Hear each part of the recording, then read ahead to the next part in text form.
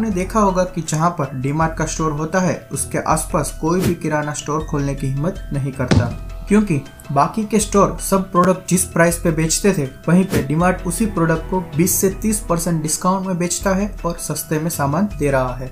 राजस्थान के बीकानेर में पैदा हुए राधाकृष्ण दामानी की परवरिश मुंबई के एक छोटे से घर में हुई थी। उन्होंने बीकॉम तक की पढ़ाई मुंबई में की है। फिर थोड़े समय बाद उन्हें अपना खुद का बिजनेस शुरू करने का ख्याल आया। फिर 1 साल बाद अपनी पढ़ाई छोड़कर अपना बिजनेस शुरू किया, लेकिन दुर्भाग्य से उसी दौरान अपने पिता की डेथ हो गई और उनके बिजनेस में पैसों की कमी आने लगी। फिर मजबूरी में अपना बिजनेस बंद करना पड़ा।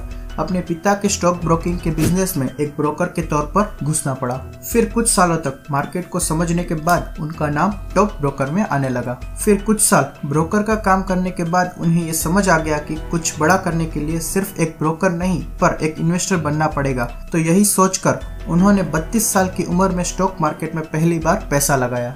शुरुआत में बहुत लॉस हुआ पर उन्होंने हार नहीं मानी। फिर कड़ी मेहनत के बाद उनकी गिनती one of the best investor में होने लगी।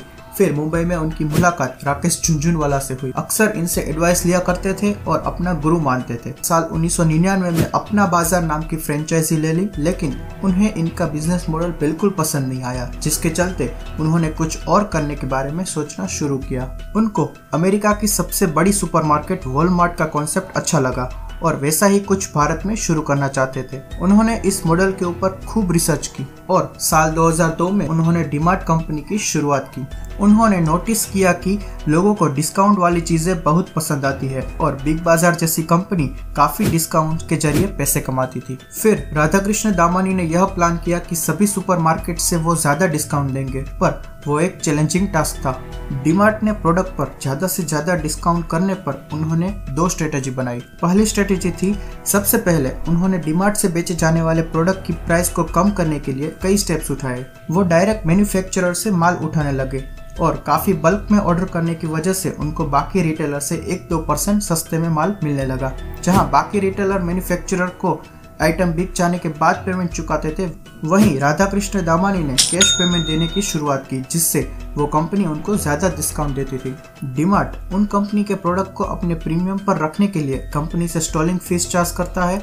जो कंपनी सबसे ज्यादा ऑफर करता है उसका सामान डीमार्ट स्टोर पर उतना ही प्रीमियम जगह पर रखा जाता है और स्टॉलिंग फीस से मिली रकम को डिस्काउंट के लिए इस्तेमाल किया जाता है। दूसरी स्ट्रेटेजी यह थी कि वो किराए के स्टोर नहीं खरीदते थे बल्कि अपना खुद का स्टोर खरीदते थे, जिससे हर महीने की कॉस्ट बच जाती थी और ज्यादा प्रॉफिट बनता था। आज की बात करें तो 80% स्टोर डीमार्ट के खुद के हैं और सिर्फ 20% स्टोर का ही रेंट देना पड़ता है। और फिर आगे देखें तो साल 2017 में डीमार्ट सिर्फ 300 रुपए के प्राइस पर अपना आईपीओ लेकर आया था, जो 2021 आते आते 5000 रुपए के प्राइस पॉइंट को टच कर गया, यानी सिर्फ 4 सालों में 17 गुना रिटर्न। लेकिन अब डीमार्ट का डाउनफॉल क्यों हो रहा है? इसका कारण यह है कि ऑनलाइन बिजनेस। आज बिग बास्केट, जियो मार्ट जैसे अलग अलग कॉम्पिटिटर के मार्केट में आ जाने से डीमार्ट के सेल पर काफी असर पड़ा है, जिसे देखते हुए डीमार्ट ने भी डीमार्ट रेडी नाम की ई-कॉमर्स की शुरुआत की, लेकिन अभी फिलहाल करोड़ों रुपए के नुकसान में है।